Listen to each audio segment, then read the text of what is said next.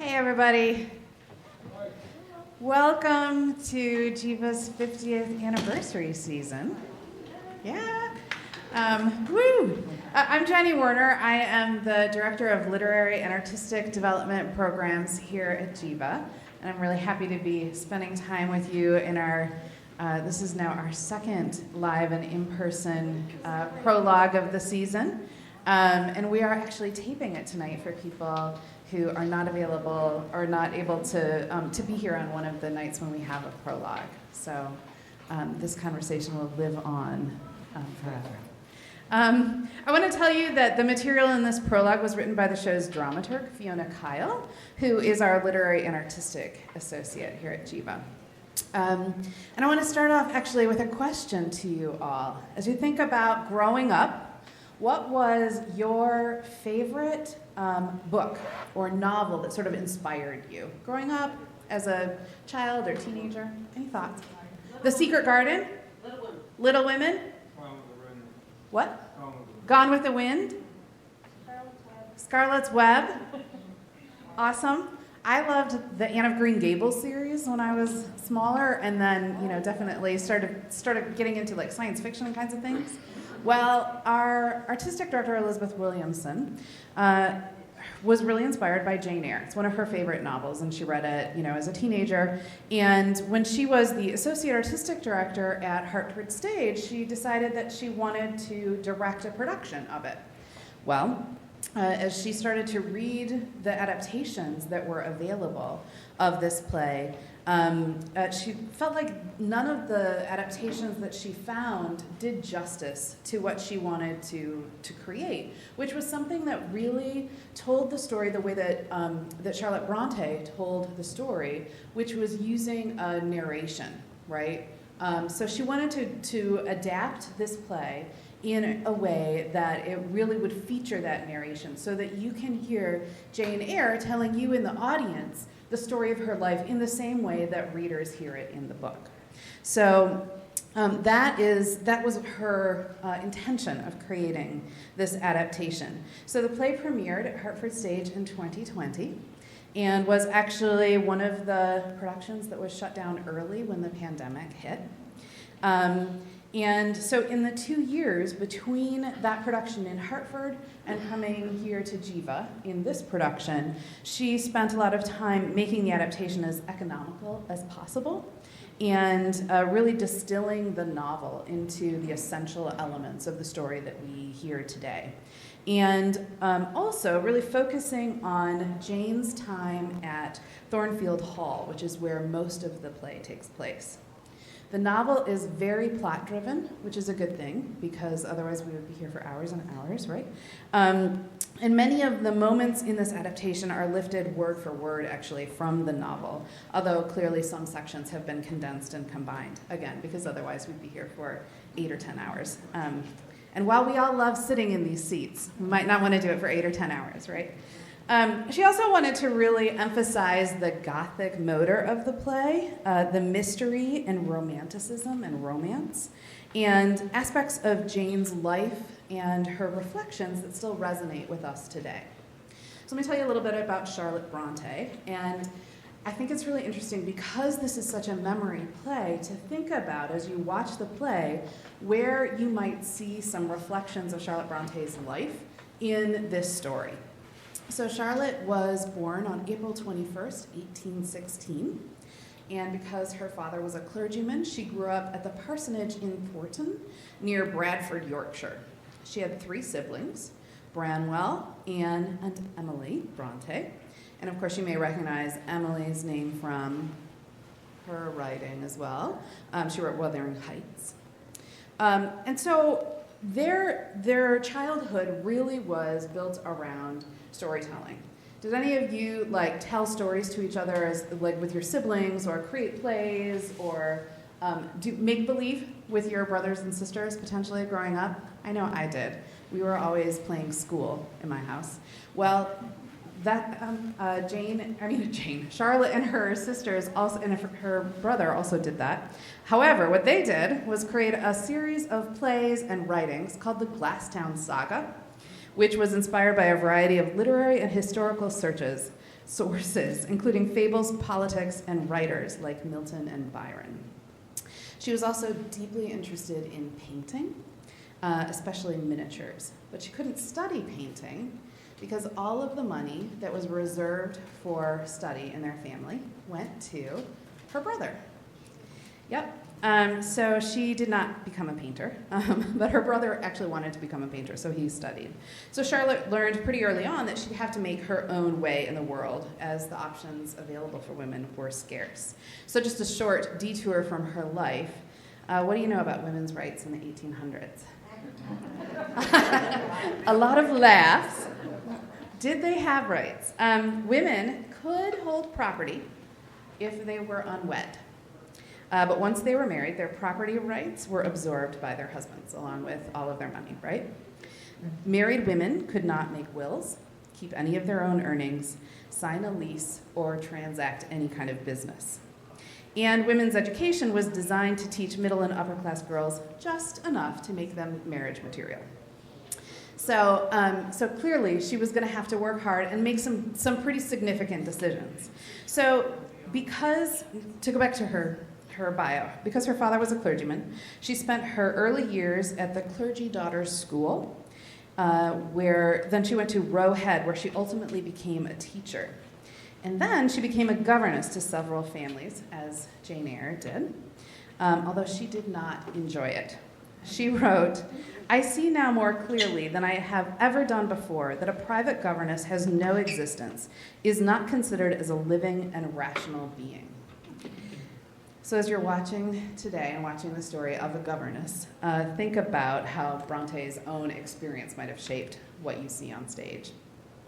She moved to Brussels in 1842 to study and to teach, which is where she became fluent in French, and was also inspired while she was there to write her first novel, The Professor. She didn't end up finding publication for that book in her lifetime, but it was published posthumously in 1855. Charlotte and her sisters Emily and Anne published a collection of poetry called Poems under male pseudonyms of Currer, Ellis, and Acton Bell in 1846. They financed it entirely themselves after they received a small inheritance from an aunt. It sold 2 copies. However, somehow, she must have given away a lot of books because it generated enough attention that publishers became interested in these writers. So all 3 sisters, under their assumed male names, had their first novels published in 1847. Emily's Wuthering Heights, Anne's Agnes Grey, and Charlotte's Jane Eyre, which became a sensation, as many were drawn by its themes of independence and others were repelled by the same themes.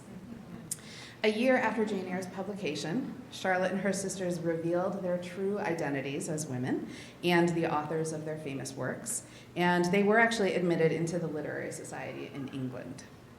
Some reviewers were appalled by Jane in her journey in the novel. Elizabeth Rigby at the time wrote that Jane Eyre is throughout the personification of an unregenerate and undisciplined spirit. It is true that Jane does right and exerts great moral strength, but it is the strength of a mere heathen mind. No Christian grace is perceptible upon her. She is proud. So again, as you watch today, see how closely you think your opinions match these reviewers. Her second published novel was called Shirley, and it was very well received and not shocking at all. And her third novel was Villette, which was published in 1853. Even though she became very successful, she couldn't really figure out sort of how to handle that success. So, as an example, there was a party thrown in her honor by William Makepeace Thackeray. And at that party, she ignored all of the guests and spent the evening talking to the family's governess. On a more personal note, throughout her life, she was torn between the feminine ideals of the time and a deep-seated desire for freedom, knowledge, and independence. However, she was painfully self-conscious due to what she called her quaint, old-fashioned look and lack of conventional beauty. But she was both proud of and tormented by her fiery imagination. So we can think about how her own perception of herself was really molded for her by the era that she lived in. She refused 2 proposals of marriage from suitable matches because she didn't love the gentleman who was proposing, even though it was, as we said already, sort of hard for a woman to support herself at the time. She did fall in love with a man named Arthur Bell Nichols, who had been her father's curate or assistant priest for 7 years.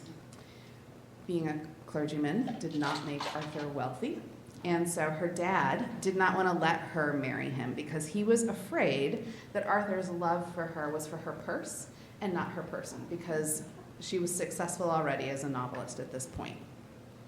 So he refused to let them marry.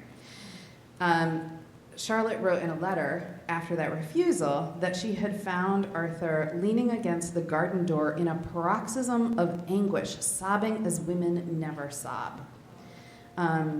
She felt that she had met her match in Arthur, though. She really was in love with him, and he proposed a second time, and against the wishes of her father, she accepted his proposal.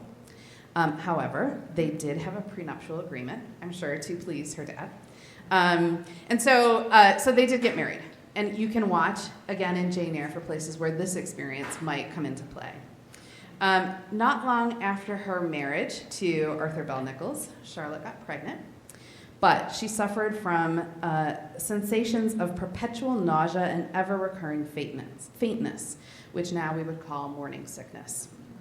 She died of severe malnutrition and dehydration due to that morning sickness before her 39th birthday on March 31st, 1855. And the baby did not survive either. That's the story of Charlotte Brontë. She was young. I want to talk a little bit about this production. And first I want to draw your attention, when you go back outside, either before the show starts or at intermission, take a look at the glass lobby displays. There are some original period costumes that were shared with us by the Genesee Country Village and Museum, which is, I'm sure everyone knows, is a 19th century living history museum in Mumford that houses the Susan Green Costume Collection. And it's one of the finest collections of historic clothing in the region. They have loaned us some pieces that have some matches to what we see in Jane Eyre, so I'll help you take a few minutes to take a look at that.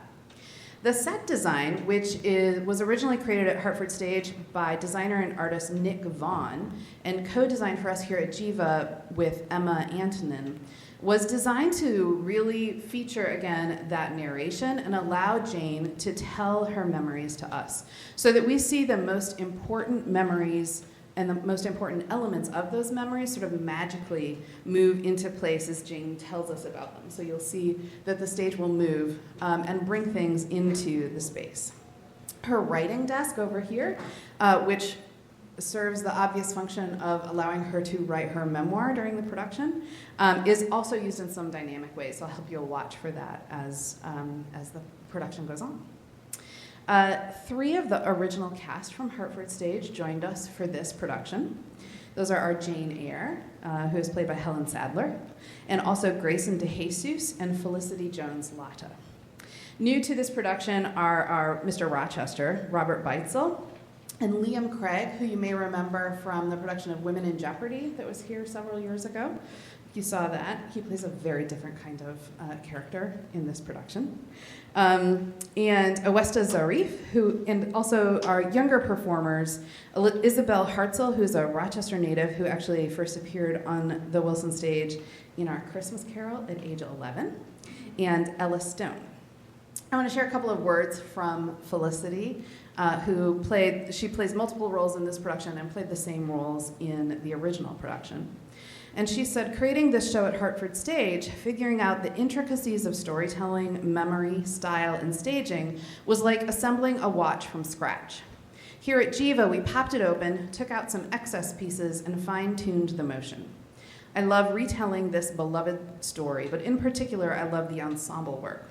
It's such a great group of actors and so much fun to watch each other transform to play multiple roles. Our characters are really in Jane's memory, almost more her creations than fully realized characters. So we reveal her psychology and point of view. It's a fun and different kind of acting challenge. And then I want to share also a couple of thoughts from Liam, who, as I said, was in Women in Jeopardy, which was actually the first production where we had our great artist housing, which is just down the street. And he was very excited to come back and to spend time in this house. You know, actors are always on the move, and so it's great to sort of return to a familiar place and to be back in our housing. He also said that because he plays multiple roles, his performance is really inspired by actors like Alec Guinness and Peter Sellers, who always have a glint in their eyes when they're playing different productions in the same, or different characters in the same production. So before we go into questions, which I do have a couple of minutes to see if you have any questions for me, I want to share with you a short quote from the novel, which I hope you'll consider as you're watching the play today. Consider what Bronte was trying to tell us about her world and her place in it.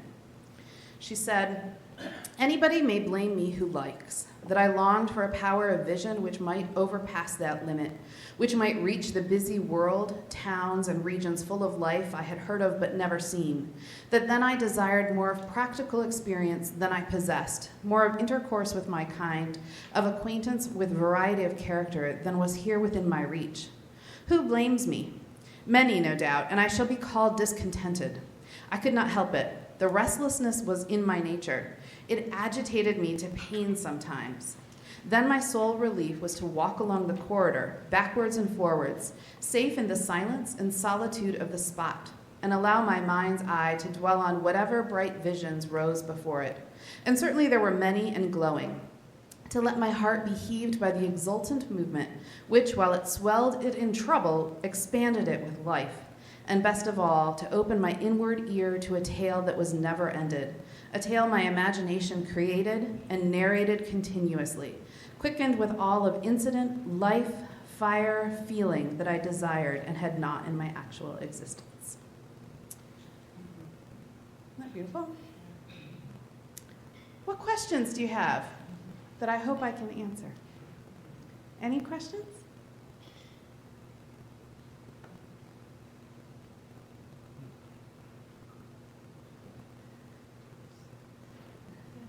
I've said everything you could possibly want to know about this play and about Charlotte Brontë. Okay, good. Well, if you do, yes? So the play does correctly portray the book? Yes. So the play, clearly it can't tell every single moment, but it is absolutely a faithful adaptation of the book. Yes. Absolutely. Absolutely. Yeah. And now, I am not a literary scholar, so I could be wrong about that, but having read the book and also seen this production several times, I feel that it does. Absolutely. Any other questions? Yeah? What does my job entail? Oh, that's a good question. It varies day by day. So I produce all of our new work programming. I work with playwrights to help them really kind of develop the plays and musicals that they are trying to tell. So I will work with artists sometimes from the very beginning of an idea, if we're commissioning a play, from the very beginning of the idea all the way through production. I also do a lot of work, do things like this, and also work with directors when we are producing plays. So I serve as a dramaturg. I was not the dramaturg on this production, as I said, but I do serve as a dramaturg on a lot of our work.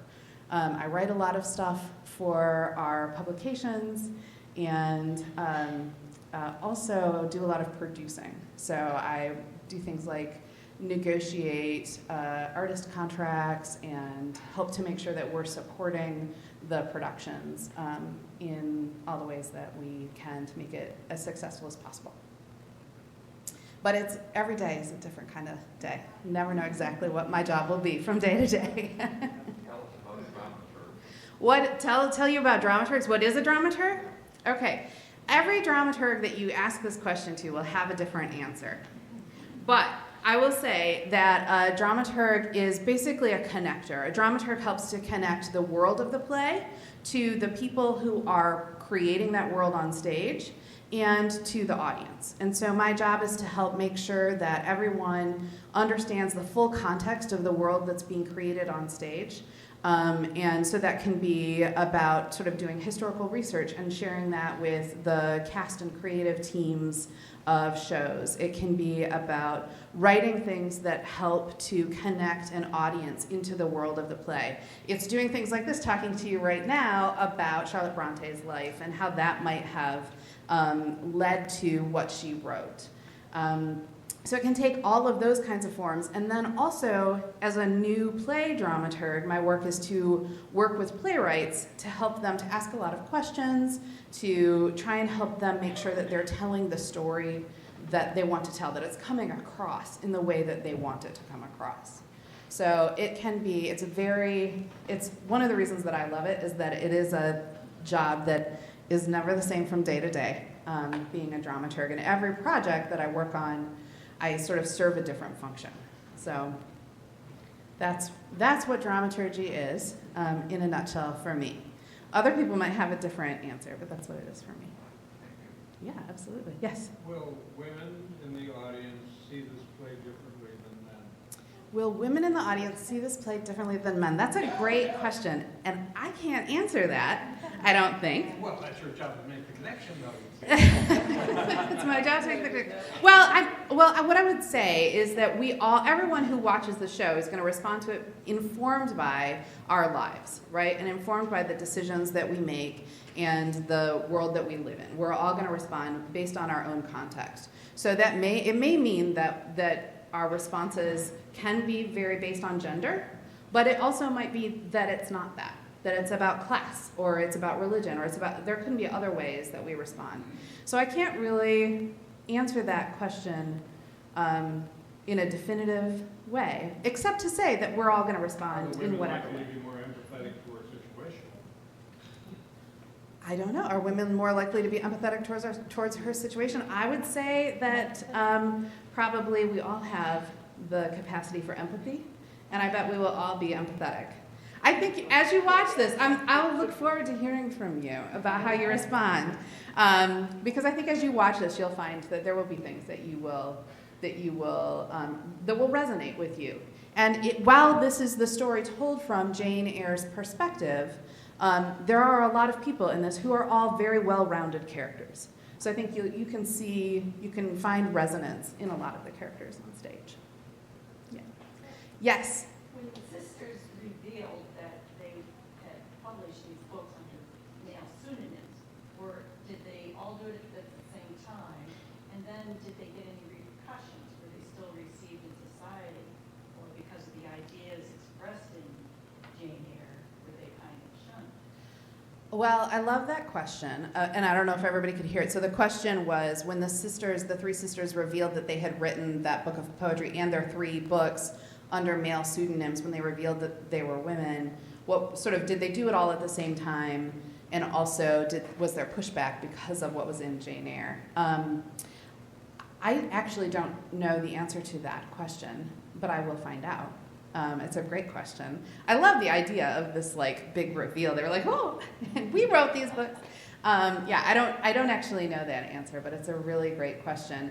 And there was clear pushback on Jane Eyre and on there was real critique for Charlotte Brontë. I don't know if that was any different because she was a woman than if she had been a man, because it was about Jane herself and not necessarily about the authorship.